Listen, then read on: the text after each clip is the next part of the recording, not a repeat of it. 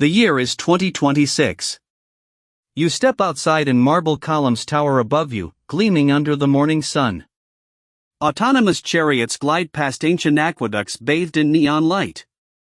A holographic news broadcast flickers to life above the marketplace. A senator debates AI policy in fluent Latin on a holographic broadcast displayed in every forum across the empire. Citizens watch from their tablets, scrolling through legislation in real time.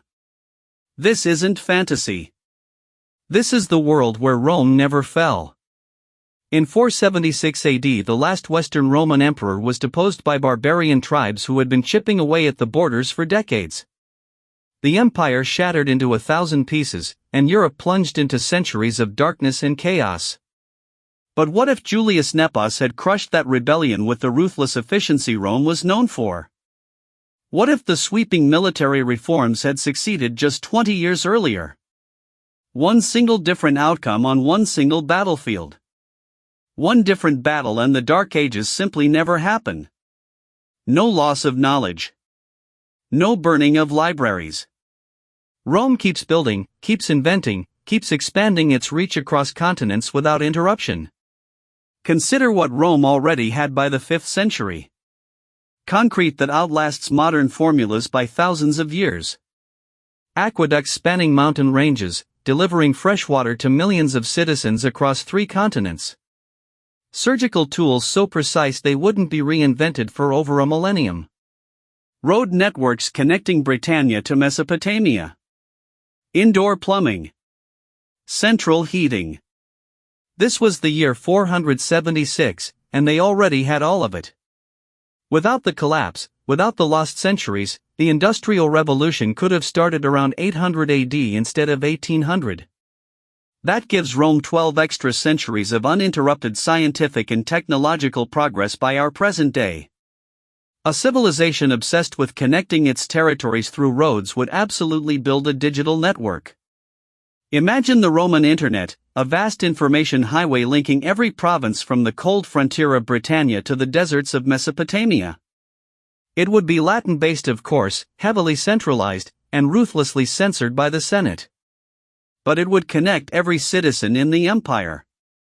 Every market, every library, every military outpost sharing information instantly. Rome's army was already the most disciplined and organized fighting force on the planet. Now imagine adding 12 uninterrupted centuries of weapons development, tactical innovation, and industrial-scale production to that foundation. Powered armor enhancing every soldier. Drone surveillance eagles scouting enemy positions from the sky. Energy gladiuses cutting through any defense. No nation on Earth could challenge an empire that never stopped perfecting warfare. The original Pax Romana lasted roughly 200 years.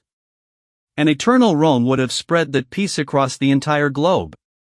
No fractured nations competing for resources. Just one unified power maintaining order from a single capital. No world wars. No nuclear arms race. One currency accepted everywhere. One legal system protecting, or controlling, every citizen. One language uniting billions. It sounds almost too perfect, doesn't it? But at what cost? Freedom of thought would be the first casualty. Dissent against the empire? Unthinkable. Cultural identity of conquered peoples? Erased within a generation. The price of eternal peace is eternal conformity. And slavery wouldn't have ended. It would have evolved, transformed, become more sophisticated.